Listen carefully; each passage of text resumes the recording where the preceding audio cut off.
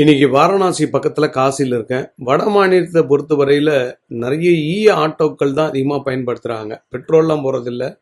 எல்லாமே ஒரு முறை சார்ஜ் பண்ணோம்னா 8 மணி நேரம் 7 மணி நேரம் வருமா இந்த ஆட்டோ. இங்கே எல்லா இடத்துலையும் சோலார் பேனல் வச்சுருக்காங்க. வீட்டுக்கு மேலே கரண்ட் பில்லை குறைக்கிறதுக்காக சோலார் பேனல் அதிகமாக பயன்படுத்துகிறாங்க. இப்போ நம்ம கால பைரவர் கோயில் அப்படின்ற ஒரு கோயிலுக்காக போயிட்டுருக்கோம். இது போகக்கூடிய பாதை தான். நீங்கள் எப்போவுமே கொஞ்சம் டிராஃபிக் இருந்துக்கிட்டே இருக்குது. நார்த்து பொறுத்த வரையில் பகல் 12:30 மணி இப்போவும் டிராஃபிக் இருந்துகிட்டே தான் இருக்குது. இங்கே கோவில்கள் வித்தியாசமாக இருக்குது. ஒரு சந்து உள்ளே தான் போயிட்டு போனோம். நிறைய பேர் இந்த கால பைரவர் பற்றி சொன்னாங்க, அதுக்காக போயிருக்கோம். கால பைரவரை வணங்கினோம்னா நல்ல பவர் இருக்கிறதாகவும் சொல்கிறாங்க. அதனால் கால பைரவர் ஆலயத்தில் காசியில் போய் வணங்குறது ஒரு தனி புண்ணியம்.